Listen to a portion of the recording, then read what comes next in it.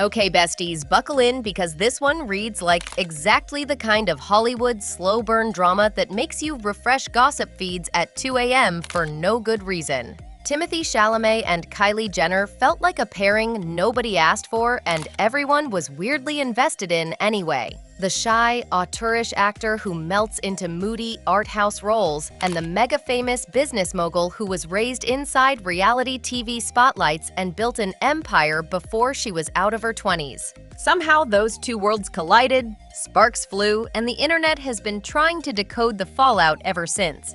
For anyone trying to figure out if this is really a breakup, a publicity purge, a private standoff, or just two people whose schedules and temperaments don't line up. Spoiler, the answers aren't tidy, but the tea is hot, the timeline is messy, and the internet has opinions. Lots of them. Let's start with the most punchy moment that set the rumor mill on fire. Timothee's new Vogue cover piece, in which he declined to discuss Kylie. People who read the interview remember that line because it was oddly blunt. When asked about his relationship, he said he doesn't have anything to say, and followed that up by talking about the normalizing, grown-up markers he can observe in his peer group without opening up about his own romantic life. That quote landed like a cold hand to a lot of people. Not because he refused to confirm or deny anything, plenty of stars prefer to protect relationships from the press, but because the phrasing felt distant, detached, and maybe a little pointed. There's a world of difference between "I'd rather keep that private" and "I don't have anything to say." And the latter reads to many like the voice of someone who was either exhausted by the spotlight or emotionally checked out. The Vogue story is the seed that sprouted the weeds of speculation. Right on the heels of that, a very human soap opera beat made people scream into the void. Timothee didn't attend Kris Jenner's big 70th birthday party. Now, to be fair, global movie shoots are notoriously messy and awful to schedule around. Actors are on location for weeks or months, but in the celebrity game, absence from a major family event reads as a symbol. This particular absence was interpreted by some outlets as a sign that everything was over, while several other, more reliable sources pushed back and said, "Hold on, that is not the whole story." The timeline is important here. Chalamet has been working abroad on big projects, so there are perfectly plausible reasons for missing a jam-packed, star-studded birthday night. People magazine, which often has sources in these circles, reported that his absence was due to shooting commitments and that insiders stressed the couple was still making efforts to see each other despite long stretches apart. So people watching the feeds got two competing storylines. One screamed breakup, and the other said long-distance work realities. What exploded the narrative into a full-blown circus was how the tabloids and the internet fed each other. One outlet would run with a headline that read like a definitive judgment. Another would publish an insider saying they were still together, and every social platform in between would splice clips, lip read, and hot take everything into spiraling threads. In those early, chaotic hours, some outlets ran headlines claiming Timothee had dumped Kylie, which spread like wildfire because dramatic headlines generate clicks. Then, more cautious outlets, the ones that actually quote named sources and try to corroborate, pushed back and said the split headlines were premature. Kylie herself didn't go on a press tour to set the record straight. Instead, like many celebs with complicated privacy strategies, she moved in subtle ways, rather than tweeting a declaration. That's the hallmark of this whole story, the silence.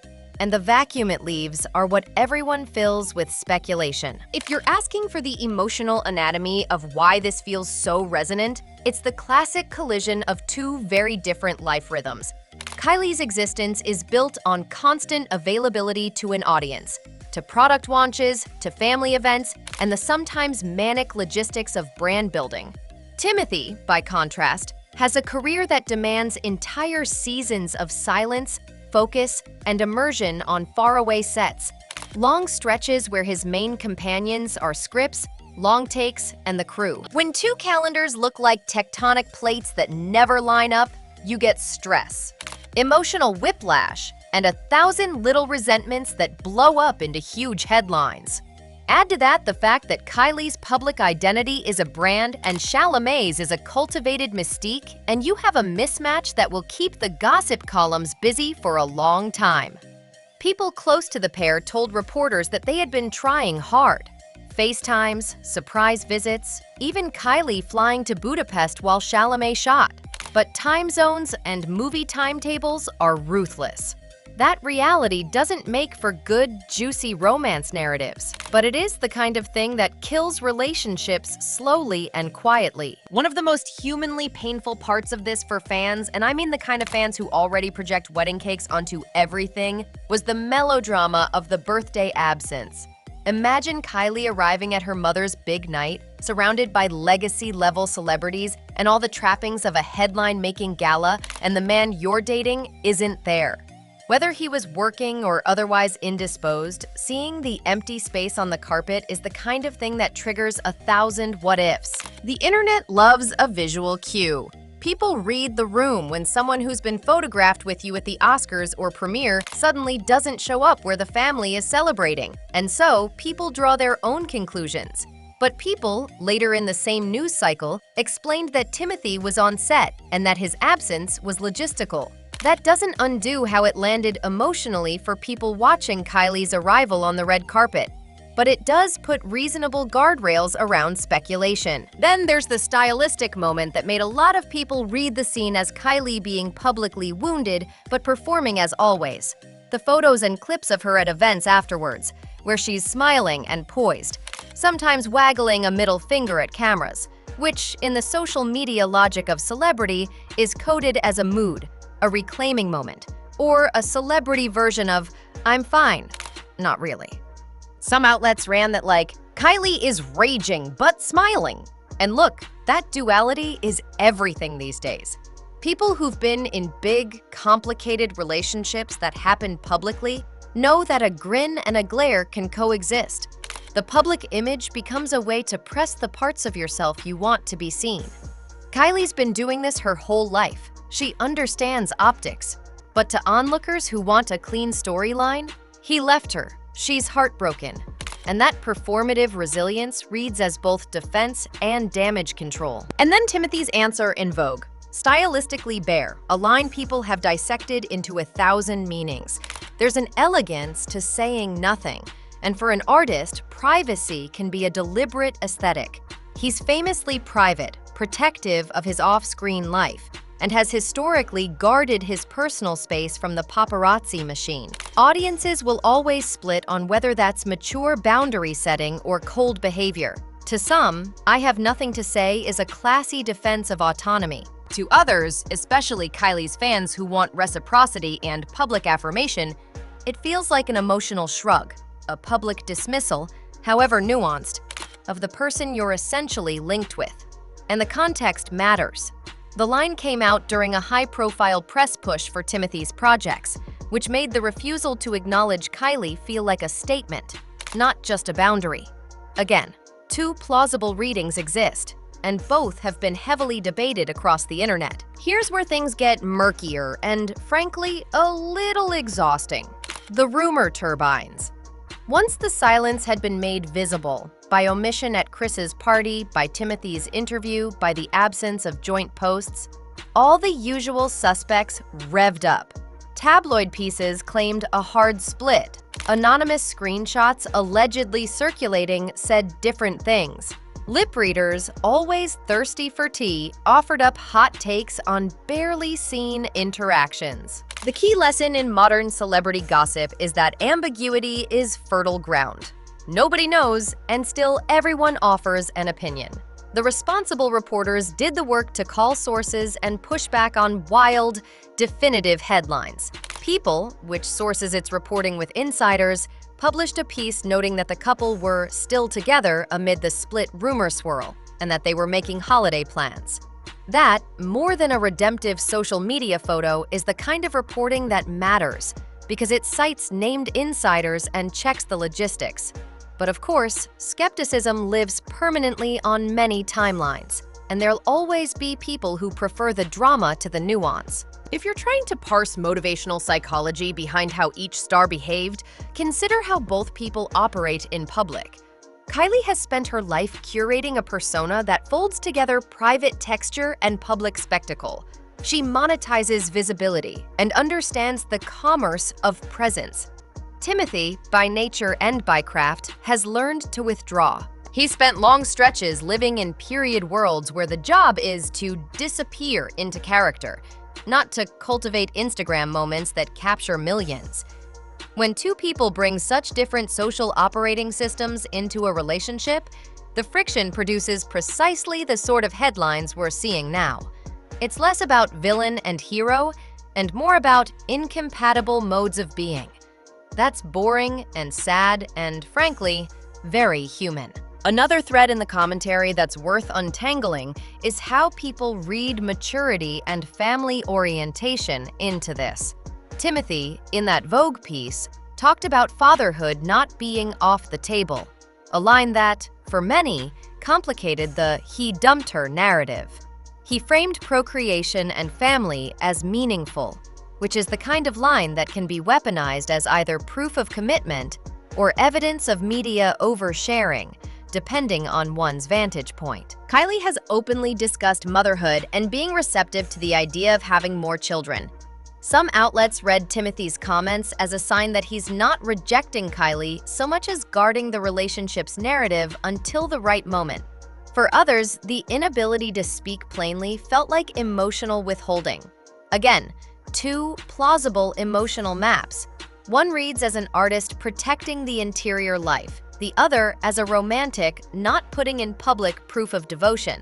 Neither is a crime. Both feel unsatisfying to a public that loves closure. Then came the secondary effects. Social media sleuthing, mutual likes, a subtle inflammatory like that Kylie gave to one of Timothee's posts, which some readers took as deliberate signaling. Kylie liking his recent Instagram photos was covered by Elle as a small but telling move that might suggest they're not broken up. And that's the pattern we've seen across celebrity culture for years. When words are scarce, likes become language. Those tiny interactions are magnified into statements, and we live in a cultural moment where a simple double tap is read as an official pronouncement. It's ridiculous and human and perfectly suited to the era we're in. What complicates the morality play even further is the role of other family members and the media ecosystem. Kris Jenner's birthday was dominated by a guest list that read like an industry brainstorm on style choices, and its optics matter more than they should. People interpreted Timothee's absence at one of the family's major events as a public humiliation for Kylie, but the insider narrative suggested he was simply on set. A handful of outlets cast it as a fear of the Kardashian machine. Yes, that phrasing exists in some corners of the internet, and framed Timothee as overwhelmed by the magnitude of a family that operates at scale.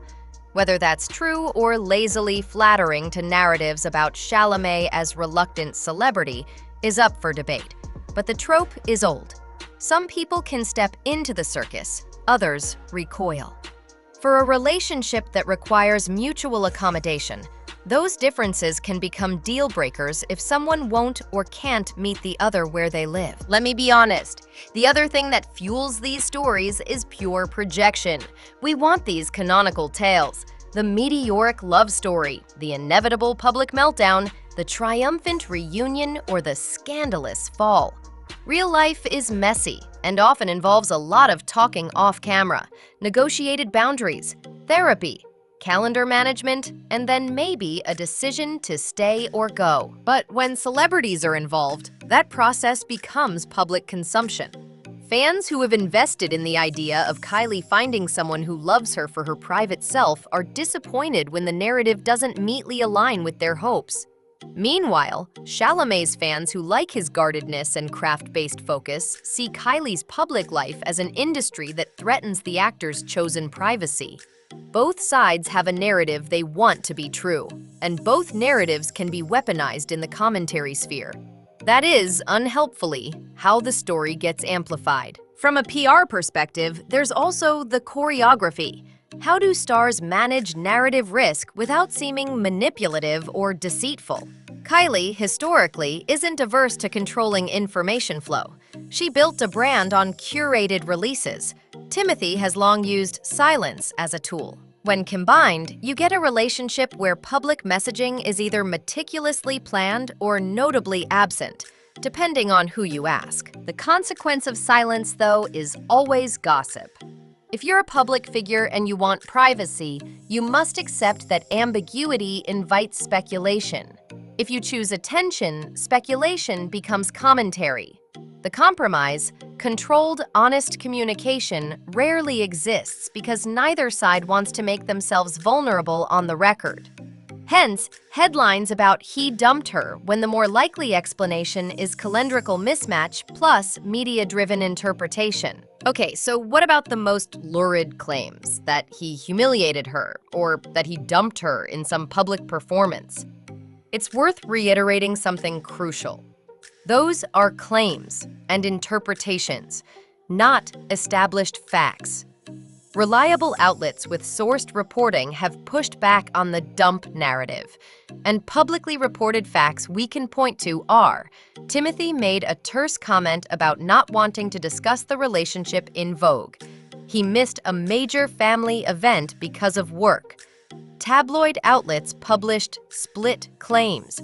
And Kylie engaged with his posts in a way that suggests the relationship may be ongoing. That is the scaffolding of reliable reporting. Everything else, the humiliation headlines, the moralizing op-eds, the conspiratorial sleuthing, are human reactions to incomplete information. Be wary of the dramatized claims that treat rumors as evidence. Where might this go next? There are a few plausible outcomes, and all of them are boringly human. 1. They reconcile publicly with a carefully staged date night or a tasteful joint post that reassures both camps. 2. They drift quietly apart without a press release and life continues, each with new focus, new work, and gradual narrative closure. Or 3. They remain entangled in a way that refuses definitive closure. On again, off again, private, public, which is the least satisfying option for fans, but the most authentic to how messy adult relationships often are. If you've followed celebrity pairings for a while, you'll know that stars often choose to recalibrate and return when it suits them, making headlines a time-bending loop. Finally, let me speak to the humanity behind the gossip. When the public devours stories like this, it's easy to forget there are real people involved. Kylie is a mother, a business owner, and a daughter navigating familial territory. Timothee is an artist who has spent years building a reputation for craft and privacy. Whether they choose to stay together or not, both of them are making decisions in the glare of an audience that projects hope, ownership, and moral judgment onto their private lives. That is an unfair spot to be in. If your takeaway from this is only the drama, you miss the deeper truth. Two people were trying, probably imperfectly, to make something work across impossible logistics and different emotional operating systems. Sometimes love isn't enough, and sometimes love is there, but life intervenes. The tabloids will keep selling versions of the story, but the only thing that matters for them is what they ultimately decide when the cameras are off. So what do I think, as someone who watches the narrative unfold in real time with popcorn in hand? I think there's a lot more nuance than the headlines admit. Timothee's refusal to talk is exactly what he often does: retreat into privacy when faced with invasive questions. While Kylie's public-facing life means she experiences the ripples differently and is more likely to have moments of performative defiance. I think the absence at a party was less a dump and more a flashpoint in the relationship that the press used to build drama. I also think both of them should be given the space to choose how and when to tell their story, and that the moralizing pile-ons don't help anyone, least of all the humans involved. In the meantime, we'll keep watching the likes, the Vogue quotes, the airport photos, and the red carpet moves, because that's the game we're in. And until one of them decides to break the silence with a meaningful public gesture or an honest private decision, the speculation will keep feeding the headlines. And we'll keep asking the same tired question. Was it a breakup, a pause, or simply two people collapsing beneath the strain of wildly different worlds? Drop your take below. Do you think Timothee's I have nothing to say is cold and dismissive, or is it a respectful boundary? Do you think Kylie's public gestures are a form of performance or survival? I want to hear which narrative you believe. And remember, in a story full of blanks, we often fill them with what we most want to be true.